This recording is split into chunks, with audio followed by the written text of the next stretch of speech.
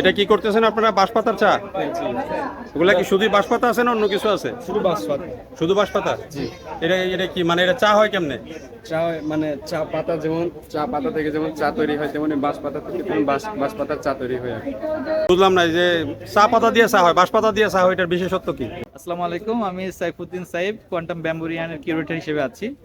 মেলাতে আমরা এবার দ্বিতীয়বারের মতো আসছি। আমাদের এখানে 60 প্রজাতির বাঁশ এবং বনজ 120 প্রজাতির বনজ গাছের সংগ্রহ আছে।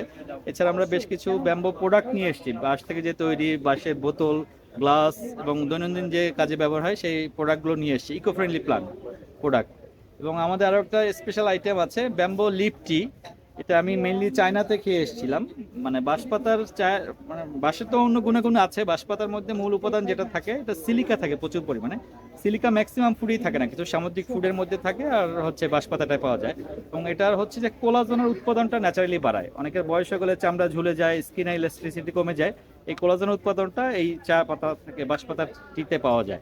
মানে কি আমরা কি এখন চায়ের বদলে বাঁশপাতা দিয়ে এটা চা খেতে খেতে পারবো? পারবেন, অবশ্যই খেতে পারবেন। গ্রিন টির বিকল্প এটা হতে পারে। এবং গত বছর আমরা 6,500 লোককে খাইয়েছিলাম এখানে, আচ্ছা। এবং খুব ভালো রিভিউ, প্রত্যেকের মানে খুব মানে ভালো রিভিউ পেয়েছি। এবং এখন এই যে মেলা 3 দিন শুরু হলো, অলমোস্ট 1000 লোককে আমরা এটা কমপ্লিমেন্টারি খাওয়াচ্ছি।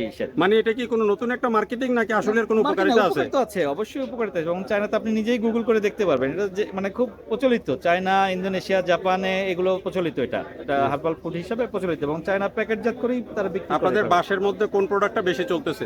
বাঁশের মধ্যে আমাদের এই যে মোটা বাঁশ, যেটা বাংলাদেশের সবচেয়ে মোটা বাঁশ হচ্ছে গুদুম বাঁশ। আচ্ছা। হ্যাঁ হ্যাঁ।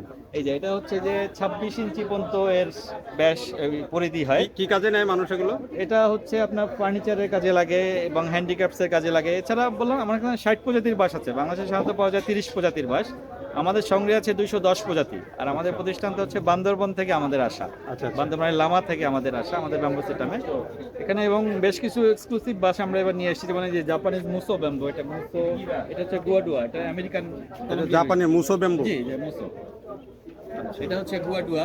আপাতত স্টলে আছে 60 প্রজাতির। জি 60 প্রজাতির। Thank you.